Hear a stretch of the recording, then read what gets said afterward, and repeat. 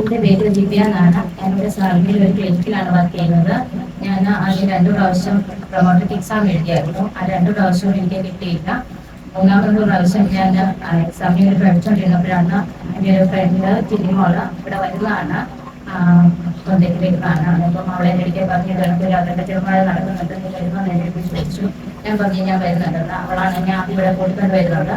ഞാനിവിടെ വന്ന് അപേക്ഷ എഴുതിയിട്ടു കൊണ്ടുവാങ്ങി എന്നിട്ട് ഞാൻ കുറച്ചൊരു പ്രാർത്ഥിക്കുന്നുണ്ടായിരുന്നു. അതിനുശേഷം മാതാവ് ഓരോ പ്രാവശ്യവും ഇങ്ങനെ മാതാവിനെ എനിക്കിവിടെ കൂട്ടിക്കൊണ്ട് പോകുന്നതായിട്ടാണ് എനിക്ക് തോന്നിയത്.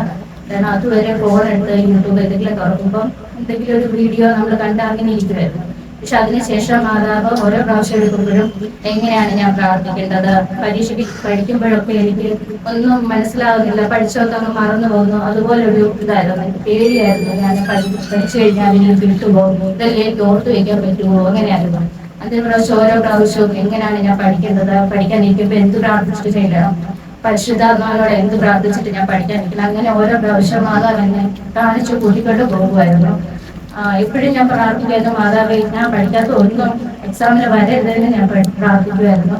മാതാവ് ഒരു അത്ഭുതം കാണിച്ചെന്നെ ജയിപ്പിക്കുന്ന പോലെയല്ല, എന്നെ പഠിപ്പിച്ച് നിന്നെ കൊണ്ട് പറ്റുന്ന ഇങ്ങനെ മനസ്സിലിരുന്ന് പറഞ്ഞ് എന്നെ കൊണ്ട് പഠിപ്പിച്ച് അത് എഴുതിയതുപോലെയാണ് എനിക്ക് ഫീൽ ചെയ്തത്. നമ്മൾ ഇപ്പൊ ഞാനൊരു കുർബാന കഴിഞ്ഞ് പോകുമ്പോഴത്തേക്കും നമ്മൾ വഴി കാണുന്നൊന്നും മനസ്സിലങ്ങനെ സ്ട്രൈക്ക് ചെയ്യില്ലല്ലോ. പക്ഷെ ഒരു പ്രാവശ്യം മാതാവിനെ കാണിച്ചു തന്നാണ്.